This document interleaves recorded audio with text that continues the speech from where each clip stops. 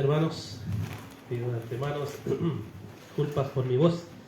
Vamos a ir a Hechos capítulo 7, versículo 51 en esta mañana, siguiendo la serie que estamos haciendo del libro de Hechos. Vamos al capítulo 7, versículos 51 hacia adelante.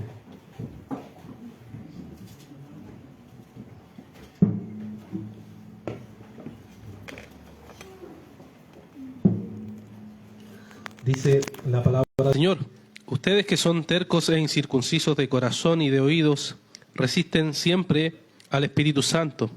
Como hicieron sus padres, así también ustedes. ¿A cuál de los profetas no persiguieron sus padres? Ellos mataron a los que antes habían anunciado la venida del justo, del cual ahora ustedes se hicieron traidores y asesinos. Ustedes que recibieron la ley por disposición de los ángeles y sin embargo no la guardaron. Al oír esto, se sintieron profundamente ofendidos y crujían los dientes contra él. Pero Esteban, lleno del Espíritu Santo, fijó los ojos en el cielo, vio la gloria de Dios y a Jesús de pie a la diestra de Dios. Y dijo: veo los cielos abiertos y al Hijo del Hombre de pie a la diestra de Dios. Entonces ellos gritaron a gran voz y tapándose los oídos se lanzaron a una contra él. Echándolo fuera de la ciudad, comenzaron a apedrearlo y los testigos pusieron sus mantos a los pies de un joven llamado Saulo. Y mientras lo apedreaban, Esteban invocaba al Señor y decía: Señor Jesús, recibe mi espíritu. Cayendo de rodillas, clamó en gran voz: Señor, no les tomes en cuenta este pecado. Habiendo dicho esto, durmió. Que el Señor bendiga su palabra en esta mañana. El predicar sermones, hermanos, es una práctica muy antigua, no es solamente algo que viene desde los cristianos, sino que los judíos tenían la costumbre de explicar la ley. Entonces se juntaban en un lugar, en una sinagoga, y ahí se explicaba la escritura, y si alguien tenía alguna pregunta, entonces le respondían esa pregunta, o si alguien quería añadir algo, se podía añadir algo a lo que se estaba enseñando. Y era muy común que estas enseñanzas que se impartían o que se exponían eran enseñanzas que querían explicarle a la gente lo que la palabra de Dios mandaba a hacer. Entonces tenía que haber una interpretación, tenía que haber una explicación de lo que la Biblia decía, y luego tenía que haber una aplicación de lo que la Biblia decía, en este caso la Biblia hebrea. Y incluso hay muchos cristianos y muchos judíos también que escribieron libros para poder ayudar a la gente a interpretar correctamente las escrituras. Uno de ellos, por ejemplo, William Perkins, se llamaba, que fue un puritano, escribió un libro que se llamaba El arte de profetizar, en donde él va explicando estos principios para poder explicarnos la Biblia, y nos dice respecto a la aplicación lo siguiente: dice que la aplicación es la habilidad por la cual la doctrina que se ha preparado correctamente en la Escritura es manejada de forma que sea apropiada a las circunstancias de lugar y tiempo y para la gente en la congregación. Por tanto, un sermón, hermanos, incluye no solo la interpretación del texto, la explicación del texto, sino que además la aplicación del texto. Eso es lo que es, digamos en términos generales, un sermón o una predicación de la palabra de Dios. Y Esteban, que es con quien estamos hoy desde la semana pasada, Esteban lo que acaba de hacer es dar un tremendo sermón, ¿ya? De 4 puntos. Permiso, hermano. Esteban acaba de dar un sermón de 4 puntos muy claritos, ¿cierto?, que vimos la semana pasada, pero ahora, llegando ya al versículo 50, lo que está haciendo aquí es la aplicación del sermón. O sea, explicó todo de qué se trata para luego aplicar, ¿ya? Aplicar. Y la aplicación tiene la característica de la confrontación, de aplicar y, como se dice, ¿no?, meter la espada hasta el fondo respecto a lo que está diciendo el Señor. En este caso, como vimos la semana pasada, está dirigiéndose al Sanedrín, o sea, al grupo de religiosos de aquella época, personas importantes, personas que entendían lo que la ley de Dios decía. Y ahora entonces Esteban, y es lo que vamos a ver en esta mañana, tiene la aplicación de este sermón. Entonces vamos a avanzar desde el versículo 51 hasta el versículo 53, donde veremos la confrontación de Esteban en esta aplicación, ¿ya? La confrontación de Esteban. En estos 3 versos, hermanos, podemos ver que Esteban le va a decir lo siguiente al Sanedrín. En primer lugar, les va a decir que ellos siempre resisten al Espíritu Santo. ¿En qué sentido? Él les dice que ellos son tercos e incircuncisos de corazón. Ahora, piense a quién le está hablando. Le está hablando al Sanedrín. Gente religiosa, gente que cree que tiene la circuncisión y por tanto no tiene ningún problema con Dios. Pero él les dice lo contrario, que ellos son tercos y que ellos son incircuncisos. Aquí volvemos, ¿cierto?, a un principio que está a través del antiguo pacto constantemente, que es la idea de ser incircunciso de corazón. Puede ser circuncidado, pero a la vez puede ser incircunciso de corazón. Dice Éxodo capítulo 33, versículo 5, hablándole Dios al pueblo, dice Éxodo 33, 5, porque el Señor había dicho a Moisés, dile a los israelitas, ustedes son un pueblo terco. Si por un momento yo me presentara en medio de ustedes, lo destruiría. Ahora pues quítense sus joyas para que yo sepa qué hacer con ustedes. Ahí Dios le está diciendo, ¿saben qué pueblo? Ustedes son un pueblo terco. Y Esteban está siguiendo esta tradición, le está diciendo, ¿cierto?, a este pueblo de Israel que es un pueblo totalmente terco. El Sanedrín y todos sus religiosos son en verdad un pueblo totalmente terco. Luego en Deuteronomio 10, 16 sigue este mismo patrón en donde se nos dice lo siguiente, Deuteronomio 10, 16 nos dice la palabra, circunciden pues su corazón y no sean más tercos. ¿Ya? Nuevamente aquí le dice, ¿saben qué pueblo? Ustedes tienen que abandonar su pecado y dejar de ser tercos. Ustedes pueden estar circuncidados físicamente, pero su corazón sigue siendo incircunciso delante del Señor. Entonces podemos ver que la exhortación que hace Esteban es un eco de lo que los profetas ya venían diciendo hace un tiempo, que el pueblo de Dios es un pueblo terco, es un pueblo incircunciso, y por tanto lo que Esteban está recordándoles es, eso es lo que ustedes son, tercos e incircuncisos de corazón. En segundo lugar, lo que ellos les dicen en el verso 51, Esteban les dice en el verso 51, es que le hace pensar que aunque ellos se sientan orgullosos de su descendencia, de la que ellos vienen, en verdad es que ellos son igual a sus padres que tanto admiran. ¿Ya? Sus padres, en este caso los profetas, ¿cierto? Que ellos se creían ser parte de esa tradición de los profetas, de aquellos que son verdaderamente quienes han servido a Dios. Él les dice, ¿saben qué? Ustedes son iguales a ellos. ¿Iguales en qué sentido? Iguales en que eran unos idólatras que adoraban a los falsos dioses en vez de adorar a los verdaderos dioses. Y esto está también, hermano, a través de la Escritura, muchas veces en donde el pueblo de Dios era un pueblo rebelde, un pueblo que vivía de forma contraria a la voluntad de Dios. Vean, por ejemplo, en Nehemías capítulo 9, versículo 26, en donde está describiendo al pueblo de Dios, y una de las características del pueblo de Dios, lamentablemente, ha sido la desobediencia y la rebeldía contra el Señor. Nehemías capítulo 9, versículo 26, nos dice lo siguiente, pero fueron desobedientes y se rebelaron contra mí. Echaron tu ley a sus espaldas, mataron a tus profetas que los amonestaban para que se volvieran a ti y cometieron grandes blasfemias. Le está recordando, en la historia del pueblo de Israel, de la cual ustedes pertenecen y se sienten orgullosos de sus padres, lo que ustedes han hecho es perseguir a los profetas y hasta matarlos porque les decían la verdad. Y Jesús preparó a los cristianos para decirle eso mismo lo que ustedes van a enfrentar. Si ustedes son fieles a predicar la palabra de Dios, si ustedes son cristianos que quieren agradar a Dios, lo que les espera es la persecución. Y exactamente eso lo que podemos ver a través de la Escritura que le pasó también a los apóstoles en el libro de los Hechos. ¿Qué hacían? Predicaban. ¿Qué hacían los religiosos? Los perseguían. ¿Por qué? Porque predicaban la verdad de Dios. Y en el verso 53 les dice que ellos, o sea, el Sanedrín, ellos no guardaban la ley. Le está diciendo a estas personas que recibieron la ley por disposición de ángeles, personas que recibieron la verdad de Dios, ellos no guardan la ley de Dios. Deuteronomio 33, 2. Recordando un poco esto, y también Pablo lo hace en Gálatas 3:19, recuerda cómo esta entrega de la ley le fue dada de una forma totalmente privilegiada al pueblo de Dios. Se le entregó esta ley y sin embargo ellos estaban viviendo contra esa ley.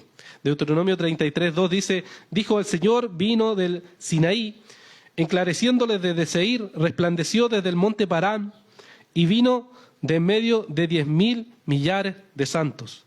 A su diestra había fulgor centellante para ellos. Se está describiendo cómo fue esta entrega de la ley, cómo se les pasó al pueblo para que el pueblo viviera conforme a la voluntad del Señor. Esta era la ley, era un pueblo que tenía el privilegio de tener la ley de Dios y de vivir conforme a la ley de Dios, pero en verdad, en vez de vivir conforme a la ley de Dios, vivió contra la ley del Señor. Así que, resumiendo, hermanos, el argumento de Esteban es el siguiente. Ustedes, le dice Sanedrín, están, en vez de obedecer la voz de Dios, están resistiendo la voz de Dios. En vez de decir que van a ser fieles a Dios, ustedes dicen vamos a ser fieles a nuestros padres. En cambio, nuestros padres lo que hicieron fue asesinar y perseguir a cada uno de los profetas. Ustedes dicen ser seguidores de la ley de Dios, pero en verdad lo que ustedes hacen es quebrantar la ley de Dios. Ese es el argumento que Esteban le está diciendo, la aplicación del sermón, para que ellos vean cómo han estado viviendo. ¿Cómo se aplica esto a nosotros, hermanos? ¿Cómo se ve esto ante nosotros? Bueno, nosotros somos el Israel espiritual. Nosotros somos parte de ese pueblo que el Señor ha establecido a través de los siglos. Y hoy somos el Israel espiritual, el pueblo que el Señor ha llamado a vivir delante de su presencia. Pero díganme si no estas características que dice aquí Esteban no son características que nos identifican como iglesia, que nos identifican. ¿En qué sentido? Bueno, en primer lugar, hermanos, en que somos una iglesia terca muchas veces e incircuncisa. Podemos decir, cuando leemos esta historia, yo soy Esteban el lleno del Espíritu Santo y estoy exhortando, ¿cierto?, a los hermanos pecadores que hay aquí a que no sean tercos e incircuncisos. Pero no lo tome así, hermano, porque si usted es sincero, va a darse cuenta que usted no es Esteban y usted no vive como Esteban. Al contrario, usted es el pueblo, usted es el Sanedrín, ustedes son los fariseos. Así es como nosotros nos vemos delante del Señor. Y entonces tenemos que pensar en nuestra vida espiritual y decir en qué sentido somos tercos, en qué sentido somos incircuncisos delante de la presencia de Dios. Y aquí, hermanos, es muy común entre la iglesia en general, esto desde mis 17 años de cristianos que lo he visto constantemente, y son estos procesos y estos vaivenes que todos nosotros tenemos, ¿no? De subida y bajada, que nos vemos enfrentados y que nos vemos confrontados. Sin embargo, aunque todos vivimos eso, el problema es que muchos de los cristianos que vivimos eso, no nos damos cuenta que el factor común es dejar la oración y dejar la palabra del Señor. Dejar de estar en comunión con los hermanos. Y dígame si no son tercos, hermanos, cuando se les dice una y otra vez que no dejen de leer, que no dejen de orar, que no dejen de estar en comunión con los hermanos, porque si hacen eso, entonces ese estado de decaimiento va a venir muchas más veces. Hermanos, díganme si no son tercos cuando estas exhortaciones han venido de este mismo púlpito. Cuando personalmente se le ha dicho a cada uno de ustedes, hermanos, no descuide la oración, no descuide la palabra. Porque después va a venir y va a decir, pastor, estoy pasando por este proceso de decaimiento. Y yo lo entiendo, amén, hermano. Pero ¿por qué llegó ahí? ¿Por qué está así? ¿Por qué hoy se ve de esa manera? Y yo le diré por qué. Porque es terco e incircunciso a la palabra de Dios. Porque no obedece a lo que Dios dice en su palabra. Y entonces cuando llega ese momento, es porque han descuidado meses y meses y meses de buscar a Dios. Dígame, hermano, si eso no es ser terco. Dígame si eso no es ser incircunciso. Eso es, hermano. Es no entender lo que la palabra de Dios nos dice. La iglesia, además, hermano, es terco porque resiste a la voz del Espíritu Santo. En la actualidad, hermanos, tenemos el privilegio de escuchar sermón tras sermón. Tenemos el privilegio de entrar a internet y ver el sermón que queramos del tema que queramos, ¿no? ¿No es cierto? Eso no era común en el mundo antiguo. Pero hoy tenemos la oportunidad de hacer eso y de escuchar un mensaje. Y los hermanos dicen, escuché esta predica espectacular, pastor. Maravillosa. Ya. ¿Y qué decía? Que hay que congregarse, pastor. Ya. Impresionante, hermano. Algo que le he dicho yo, ¿cuántas veces? ¿Se dan cuenta lo necio que es, lo necio que son ante estas verdades del Evangelio?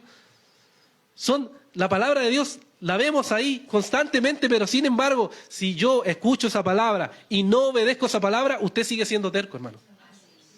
Sigue siendo incircunciso de corazón porque no está poniendo en práctica lo que ha escuchado una y otra vez. Y por eso había un predicador que decía, muchas personas que dicen ser cristianas se van al infierno con un montón de sermones encima. Porque no es suficiente escuchar el sermón, no es suficiente, hermano. Escuchar a los predicadores que más les gustan, no es suficiente. Lo que usted debe hacer es obedecer la palabra de Dios, porque si no la obedece, será entonces, hermano, destruido. No es suficiente que diga, estuvo bueno el mensaje de hoy, no es suficiente, hermano. Que usted salga de aquí diciendo hoy, pucha, llegaron muchos palos, no es suficiente. No es suficiente, hermano. Tiene que obedecer la palabra de Dios, porque si no, es igual de terco que el Sanedrín, es igual de incircunciso que el Sanedrín, si no obedece la palabra del Señor. Yo a una de mis hijas siempre le digo, hija, no te subas ahí que te puedes caer. ¿Y ella qué creen que me dice? No me caco, dice. No me caco, o sea, no me caigo, papá. Y me acuerdo una vez le dije en la cama y en la casa, no me caigo. Ah, bueno, se cayó. Y fui y le dije, y me quedó así, ¿qué pasó? ¿No son iguales, hermano? Hermano, no vayas por allá. No, hermano, no vayas. No, tranquilo, pastor. No he orado en una semana, en 2 semanas. No pasa nada, hermano, no pasa nada. Oye, vivo en el pecado, pero Dios no me disciplina. No pasa nada, tranquilo, pastor. No hay problema. ¿En serio, hermano? ¿En serio? ¿En serio no pasa nada? Y después está en un hoyo que no puede salir. No puedo salir, pastor, no sé. Yo intento, busco a Dios y no pasa nada. No pasa nada porque en meses no hiciste nada. ¿Cómo va a esperar que automáticamente pase algo, hermano? Es absurdo. Es absurdo. Hermanos, si ustedes verdaderamente quieren dejar de ser tercos y dejar de ser incircuncisos, tienen que practicar la palabra del Señor. Tienen que arrepentirse. Tiene que haber sacrificio, tiene que haber negación. Incluso con esta palabra que ustedes escuchan hoy, si no la obedecen hoy, no va a importar nada. Y por eso nos dice Hebreos, que aquí está citando Salmos, nos recuerda Hebreos capítulo 3, dice lo siguiente, Hebreos 3, versículo 7, nos dice, por lo cual, como dice el Espíritu, si ustedes oyen hoy su voz, no endurezcan sus corazones, como en la provocación, como en el día de la prueba en el desierto, donde sus padres me tentaron y me pusieron a prueba, y vieron mis obras por 40 años. Por lo cual yo me disgusté con aquella generación. Y dije, siempre se desvían en su corazón, y no han conocido mis caminos, como juré en mi ira, no entrarán en mi reposo. O sea, los cristianos dicen, no pasa nada si no obedezco a Dios. Si pasan cosas, hermano. Llegan los frutos amargos y los hemos visto en esta misma iglesia con personas que han estado aquí con nosotros y se han alejado del Evangelio, hermano. Lo hemos visto, hermano. Y los vamos a seguir viendo, hermano. Lamentablemente, si usted no toma la decisión de escuchar la voz de Dios hoy y arrepentirse, va a haber frutos negativos. Todo lo que el hombre siembra va a cosechar. Es una ley de la palabra de Dios, de la vida, lo podemos ver, esos son los frutos.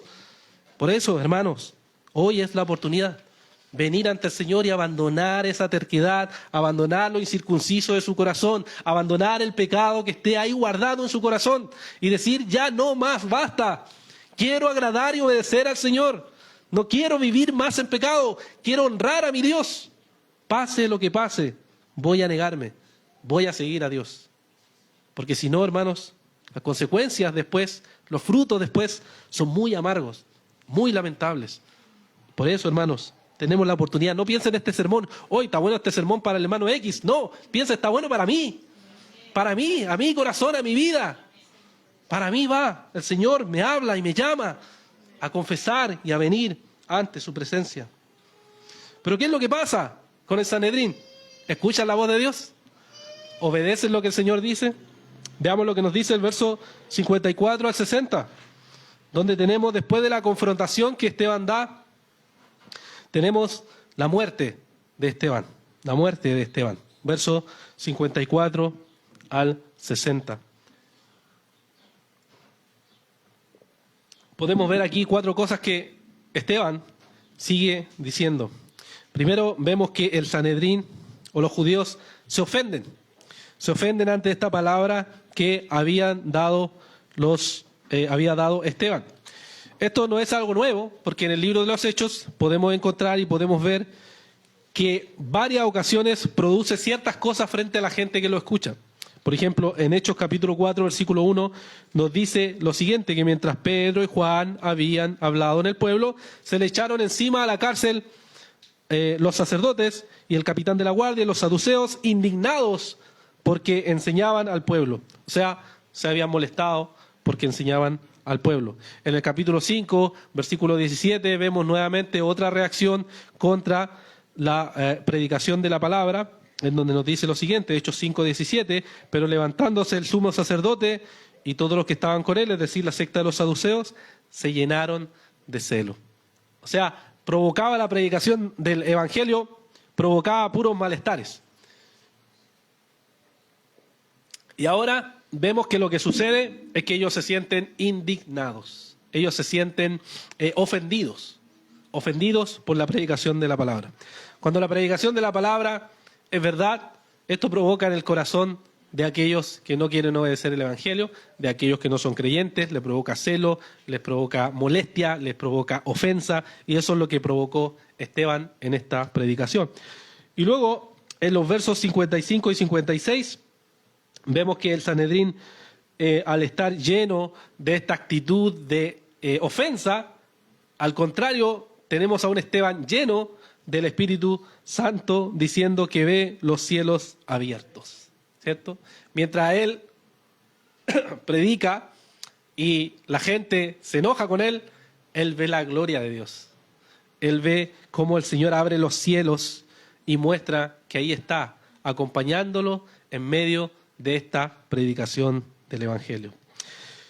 Y es acusado injustamente, igual como fue acusado injustamente el Señor. Y esta visión de mirar a Cristo parado de pie es una visión que venía desde el libro de Daniel, que era una profecía que estaba en Daniel capítulo 7, versículo 13,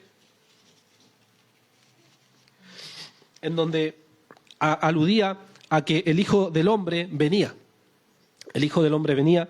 Jesús mismo la usó, por ejemplo, cuando a él lo estaban acusando en Marcos capítulo 14, versículo 62, y le estaban preguntando, ¿quién eres tú? ¿Eres tú el Mesías? Y él respondió en Marcos 14, 62, Jesús le contestó, yo soy, y verán al Hijo del Hombre sentado a la diestra del poder y viniendo con las nubes del cielo. Esta misma imagen estaba teniendo Esteban, pero ahora Esteban veía a Jesús de pie. Y eso significaba que Jesús estaba defendiendo a Esteban en ese momento.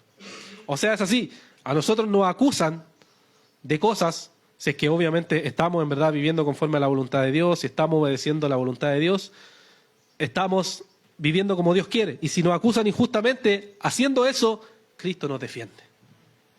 Él es nuestro alguien que está intercediendo por nosotros delante del Padre. Y por eso está de pie, está defendiendo a Esteban en ese momento. Él estaba a punto de morir, a punto de ser ejecutado injustamente, y Cristo está ahí como su defensor. Y vemos entonces qué es lo que sucede ante esta supuesta blasfemia que el Sanedrín veía en él, y es por eso que lo va a apedrear. En el verso 57 y 58 nos describe que la reacción de las personas es taparse los oídos, es decir, no puedo escuchar más esto porque para ellos era una blasfemia, no puedo soportar más, y gritan y lo empujan afuera, y entonces dice que lo apedrean. Morir de forma apedreada, hermanos, no era algo obviamente agradable, ya que a la persona generalmente se le empujaba a un hoyo, muchas veces a la persona se le empujaba de golpe, y si en ese golpe caía y moría, bueno, no la apedreaban, pero si caía y se paraba obviamente por la caída, entonces le lanzaban piedra hasta morir. Y esto era porque la ley de Dios mandaba a que el blasfemo tenía que morir. Y para la lógica judía, específicamente del Sanedrín, lo que estaba haciendo Esteban en ese momento era blasfemar contra el Señor. Y como él estaba blasfemando, el juicio contra esa blasfemia era morir de forma apedreada. Esto, aunque ustedes no lo crean o no lo sepan, aún se practica en países del Oriente, de otras religiones también. Entonces vemos que aquí era el juicio, ¿cierto? Que se le estaba ejecutando a Esteban morir por decir esto de Jesús y por tanto traía los mantos sobre un joven que estaba ahí, que se llamaba Saulo, el cual después va a tomar mucha importancia a través del libro de los Hechos. ¿Y qué es lo que hace Esteban? Finalmente, en los versos 59 y 60, nos relata que en los últimos momentos de su vida, él, siguiendo el ejemplo de su maestro, hace dos cosas. Primero, entrega su espíritu a Dios. ¿Recuerdan? Jesús hizo lo mismo en Lucas 23:34, cuando dijo, Lucas 23:46, perdón, cuando él dijo, Padre, en tus manos encomiendo mi espíritu. Entonces Esteban, siguiendo eso mismo que hacía Jesús, él estaba entregando su espíritu a Dios. Y en segundo lugar, hace también lo siguiente, lo mismo que hizo Jesús en la cruz. Les dice que no tome en cuenta el pecado que ellos han hecho. Nuevamente, Jesús hizo esto en Lucas 23, versículo 34, cuando él, estando en la cruz y la gente burlándose de él, él dijo, Padre, perdónalos porque no saben lo que hacen. Y los soldados echaron suertes, repartiendo entre sí sus vestidos. Lucas 23, 34. Esto nos muestra a que Esteban, aún en el momento de su muerte, aún en el momento en que está siendo ejecutado injustamente, es capaz de perdonar a sus enemigos. Eso, hermano, es solamente posible si nosotros estamos llenos del Espíritu Santo. Me imagino hay varios casos conocidos, generalmente de Estados Unidos, donde vuelan balas, donde se ha asesinado a un hijo de un cristiano. Y estando en un juicio frente al asesino, donde se da la oportunidad, hemos visto a padres diciéndole al asesino, yo te perdono, yo te perdono. Tienes que pagar, por supuesto, pero yo te perdono. Y espero que conozcas al Señor. ¿Quién de nosotros en verdad podría hacer eso, hermanos? Que maten a nuestro hijo y perdonar verdaderamente de corazón a aquel que lo ha matado es solamente alguien que está lleno del Espíritu Santo. Y eso es lo que hace la palabra de Dios en nosotros, hermanos. Es transformarnos y hacer cosas que jamás haríamos por nosotros en naturaleza, porque es imposible. Somos pecadores y somos personas que aún tenemos pecado remanente. Y por tanto nos cuesta llevar a cabo la voluntad de Dios. Pero Esteban, siendo ejecutado injustamente en ese momento, perdona a sus enemigos. Así que, hermanos, estos versículos y estas verdades de Esteban nos llevan a pensar nuevamente en nuestras propias vidas. Y lo primero que uno puede ver aquí, hermanos, es que la verdad de Dios confronta y ofende. La verdad de Dios confronta y ofende. ¿En qué sentido, hermanos? Ya vimos que lo que dijo Esteban para el Sanedrín era profundamente ofensivo. Era ofensivo hasta lo máximo para ellos.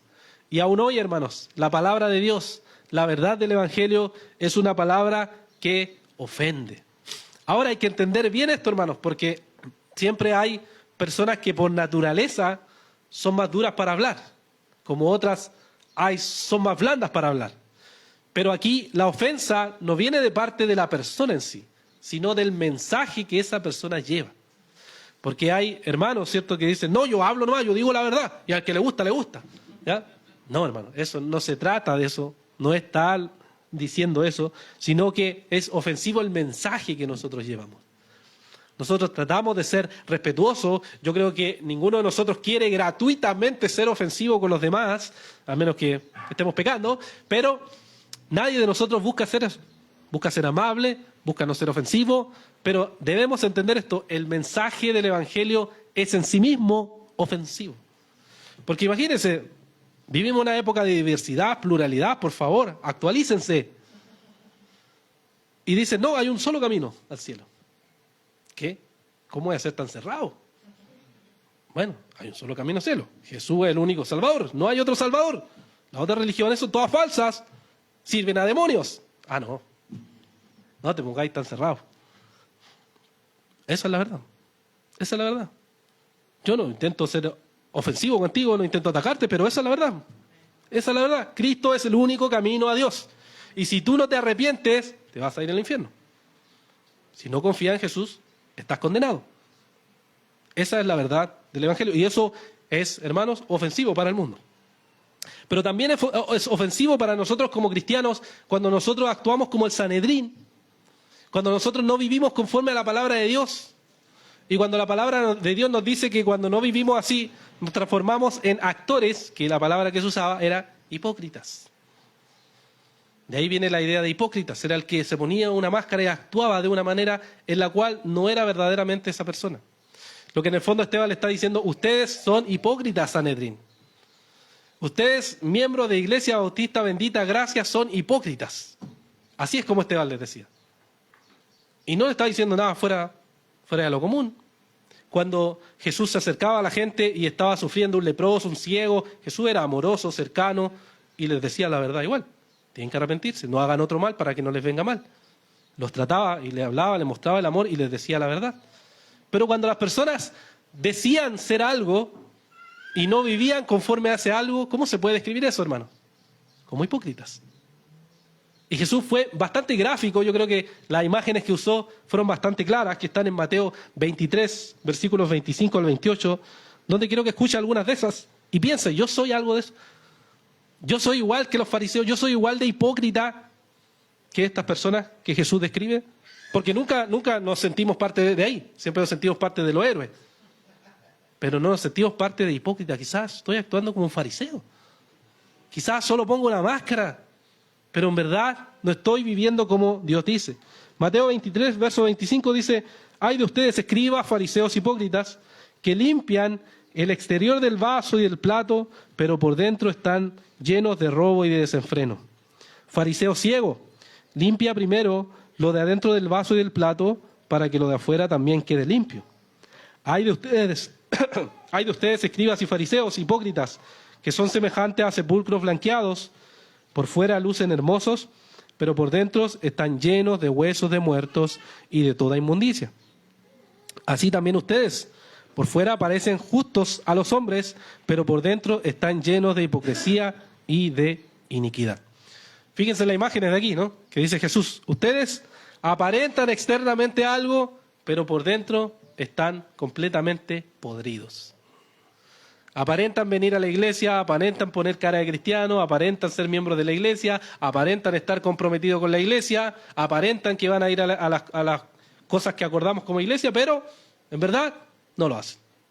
Son igual que sepulcros blanqueados, que era por fuera, vemos un sepulcro, ¿cierto? Bonito, hemos ido al cementerio, me imagino, todo bonito, pero por dentro uno entraría, créanme, no aguantarían respirar un segundo ahí. Así, dice, es el corazón de aquellos que dicen y no hacen, de aquellos que dicen estar comprometidos, pero no lo están. Y eso es lo que está confrontando Esteban al Sanedrín. Y eso es lo que les molesta, eso es lo que les ofende, que le digan lo que verdaderamente son, hipócritas. Que le diga, ustedes no son aquellos que dicen ser, solo tienen una máscara. Hermanos, ¿por qué no se saca la máscara, hermano? Es quien verdaderamente es. Esa es una de las características o patrones muy comunes de gente que viene aquí a la iglesia después de cierto tiempo, después se aleja y generalmente le pregunto, le digo, ¿qué pasó? ¿Por qué te alejaste? Y dicen, nunca fui quien yo era. Bueno, pusiste máscara entonces. Sé tú, ¿por qué no eres tú? Sé verdaderamente quién eres. Y sale a relucir. Y sé como Josué, si va a seguir a Dios, síguelo. Si no lo va a seguir, no lo sigas. Listo. ¿Qué tanta vuelta, hermano? Decídase. ¿Qué va a hacer? Eso es. ¿Qué va a hacer? Eso es lo que les dice Esteban. Tiene que decidirse. ¿Qué va a hacer? ¿Va a seguir o no va a seguir? A Cristo. Ese es el camino. Y eso es lo que les dice Esteban. Y por eso les molesta. Porque le está confrontando y le está diciendo, miren cómo están viviendo. Y esto, hermano, va a producir lo siguiente. Va a producir que Esteban sea asesinado. Que Esteban sea asesinado. Todos los que en algún momento de su vida han predicado el Evangelio de forma fiel y clara, tienen cierto algo de odiado, algo de molesto. O dígame, si le gusta a sus amigos, a sus familiares que le digan estas cosas, ¿le va a gustar? No creo, ¿no?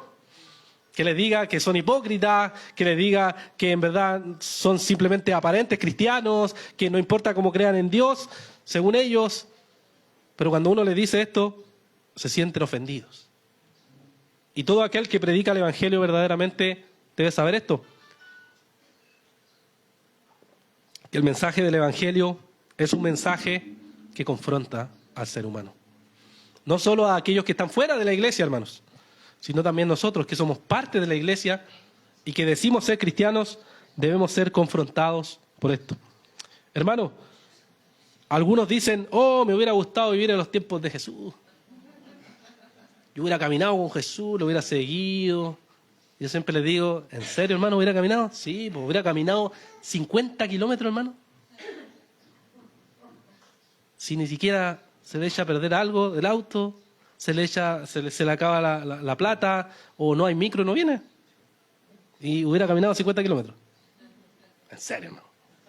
Hablo en serio. Oh, no, a mí me hubiera gustado vivir los tiempos de la Reforma. Dice. Yo hubiera estado ahí con Martín Lutero, hubiera vivido con él, hubiera estado peleando ahí la Reforma. ¿En serio? Sí, en serio. Ah, entonces, ¿cómo te hubieras sentido si todo el mundo te excluye y tú te quedas solo? Porque no era solo un tema religioso, era religioso político. Si tú negabas a la Iglesia Católica como el único camino de salvación, tú quedabas solo, literalmente solo, y no tenías ninguna otra opción. ¿En serio hubiera aguantado eso? ¿Ser excluido por todos? ¿Ser perseguido para que te mataran? ¿No tener un trabajo estable? ¿Ver a tu familia perseguida? Si ahora, hermanos, ¿cierto? Me duele un dedo y no vengo. Estoy un poquito resfriado y no vengo. Hermanos, ¿en serio va a vivir como en esa época? O en la época de los puritanos, algunos también romantizan, vuelven románticos y dicen, oh, yo hubiera vivido con los puritanos. Hermanos, todos estaríamos expulsados de la iglesia. Si hubiéramos vivido en ese tiempo, ninguno de nosotros sería un miembro quizás. Porque eran rígidos en aplicar las verdades del Evangelio. Uno puede tener su opinión ahí, pero el punto es que ellos querían agradar a Dios. Querían agradar a Dios. De tal manera que no les importaba que los hombres los siguieran a ellos, les importaba que los hombres siguieran a Jesucristo. Y estaban dispuestos a todos con tal de decirle, mire hermano, si usted va a servir a Dios, sírvale en realidad. Si no, no le sirva. Sea hijo de Dios, verdaderamente, si no, compórtese y viva con el mundo, listo. No le dé tanta vuelta, decida qué es lo que va a hacer. Hermano, entonces hay que pensar, ¿realmente estamos viviendo como el Sanedrín?